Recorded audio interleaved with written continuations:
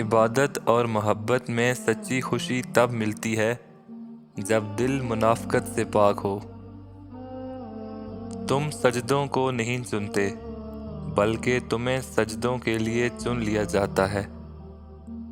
اپنی خواہشات کو اپنے دل میں دفنا کر اولاد کی خواہشات کو پوری کرنے والی عظیم ہستیوں کو ماں باپ کہتے ہیں۔ تم خوش ہو یا تکلیف میں ہو، سب سے پہلے اپنی بات اللہ کو بتایا کرو۔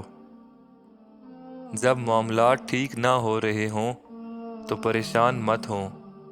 اگر آپ نے اپنی طرف سے پوری کوشش کی ہے اور اس سے کچھ نہیں ہوا تو جانے دیں، صرف اللہ پر بھروسہ کرتے ہوئے خود کو پریشانیوں اور تکلیف سے آزاد کریں۔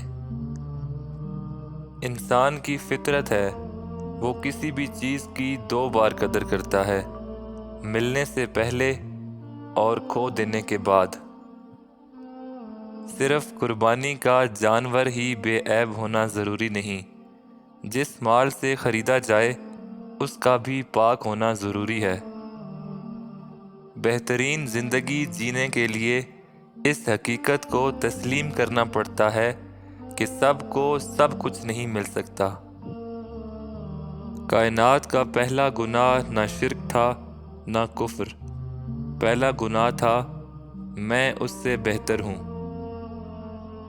گفتگو میں سب سے بڑا مسئلہ یہ ہے کہ ہم سمجھنے کے لیے نہیں سنتے بلکہ جواب دینے کے لیے سنتے ہیں۔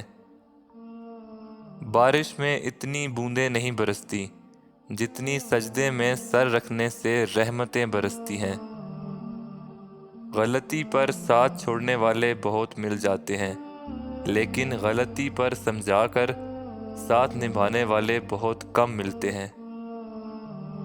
صرف 10% خوشیاں آپ کو باہر کے حالات سے ملتی ہیں، بقیہ 90% خوشیاں آپ کو اندر کی سوچ اور احساسات سے ملتی ہیں۔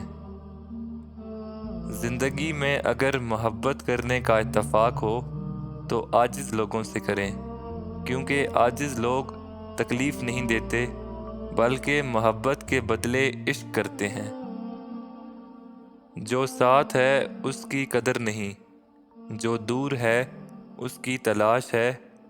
خود کر لیا ہے اپنا سکون برباد، اب سب کہہ رہے ہیں سکون کی تلاش ہے۔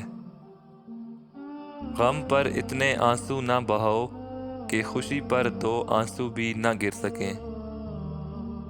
خزاں کے گرتے پتوں کو حقیر مت سمجھیں، کیونکہ انہی پتوں کے گرنے سے بہار آتی ہے۔ مرنے والے کا سوگ 3 دن اور بچھڑنے والے کا سوگ ساری زندگی رہتا ہے۔ بد دعا دینے کے لیے زبان سے کچھ کہنے کی ضرورت نہیں ہوتی۔ کوئی تڑپ کے رو دے تو سمجھ لینا کہ کوئی بد دعا دے رہا ہے۔ کچھ لوگوں کو ہم عزت دینا چاہتے ہیں مگر وہ اپنے رویے سے ثابت کر دیتے ہیں کہ انہیں اس کی ضرورت نہیں۔ اگر انسان کو معلوم ہو جائے کہ اس نے کب، کہاں اور کیسے کس کس کو اپنی زبان سے کتنی تکلیف دی ہے تو وہ ہمیشہ کے لیے خاموش ہو جائے گا۔ انسانیت وہ چیز ہے جو دشمن کو بھی سہارا دینے پر مجبور کر دیتی ہے، اور احساس وہ چیز ہے جس میں غیروں کا دکھ بھی آپ کو اپنا لگتا ہے۔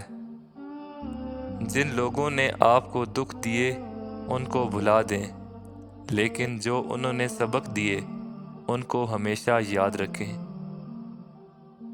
کبھی کبھی تو گھٹن اتنی بڑھ جاتی ہے کہ دل چاہتا ہے کسی ایسی جگہ جا کر سانس لیا جائے جہاں کسی انسان کا نام و نشان ہی نہ ہو۔ جب گھریلو فیصلے کرنے کے لیے باہر کے بندے کی ضرورت پڑ جائے تو سمجھ لیں کہ آپ کا خاندان برباد ہو چکا ہے۔ غصے کے وقت تھوڑا رک جائیں اور غلطی کے وقت تھوڑا جھک جائیں، زندگی آسان ہو جائے گی۔